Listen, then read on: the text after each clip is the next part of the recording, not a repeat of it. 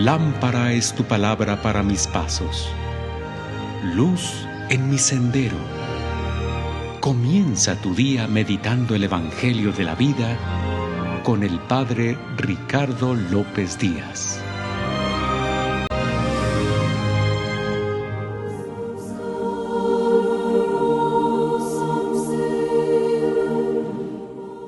Hoy, sábado 21 de octubre, escuchemos el Santo Evangelio según San Lucas.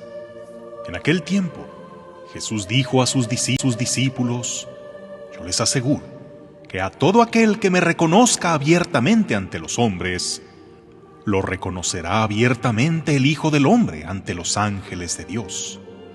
Pero a aquel que me niegue ante los hombres, yo lo negaré ante los ángeles de Dios. A todo aquel que diga una palabra contra el Hijo del Hombre, se le perdonará. Pero a aquel que blasfeme contra el Espíritu Santo, no se le perdonará. Cuando los lleven a las sinagogas y ante los jueces y autoridades, no se preocupen de cómo se van a defender o qué van a decir, porque el Espíritu Santo les enseñará en aquel momento lo que convenga decir.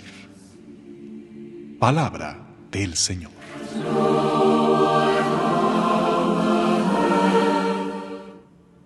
En familia, entre amigos o donde hay una gran hermandad, tanto que decimos cosas como: te podrás meter conmigo, pero a ellos ni los tocas. Algo así parece que dice Jesús hoy en relación al Espíritu Santo. Apenas se va revelando quién es y qué hace. Quien después se sabrá que es Dios junto con Jesús y el Padre, y que hay una unión tan estrecha entre ellos, que cuando los apóstoles comparezcan ante los tribunales humanos, promete que el Espíritu Santo los asistirá como su abogado defensor. Y Jesús, como defendiendo a alguien de la familia, dice que contra él podrán proferir cualquier ofensa y se les perdonará. Pero quien blasfeme contra el Espíritu Santo no tendrá perdón jamás. ¿Pero qué sentido tiene esto? ¿Es que la misericordia de Dios solo tiene un límite y es este? ¿Y ese pecado consiste literalmente en proferir insultos o maldiciones hacia la tercera persona de la Santísima Trinidad? Lo que la Iglesia ha interpretado de estas misteriosas palabras de Jesús es que dicha blasfemia contra el Espíritu Santo consiste precisamente en su acción, que es abrirse a la fe en Jesús y al don de su misericordia a través del sincero arrepentimiento de los pecados. Si es un pecado que no se perdona, no es porque Dios sea vengativo o rencoroso, sino porque ese pecado consiste precisamente en bloquearse uno mismo para poder recibir el perdón. Se consideran 6 los pecados contra el Espíritu Santo: desesperación de la salvación, presunción de salvarse sin merecimientos, negar la verdad conocida como tal, tener envidia o pesar de la gracia ajena, obstinación con el pecado y la impenitencia final. Primero, desesperación de la salvación. Quien cree que sus pecados son tan grandes que no pueden ser perdonados y por tanto pierde toda esperanza. Se cierra a acudir humildemente a la misericordia porque se considera caso perdido. Segundo, en el otro extremo está el que presume de salvarse sin merecimientos. Aunque sabemos que la salvación es un don obtenido por los méritos de Cristo, el fruto que debe esperarse es nuestra conversión.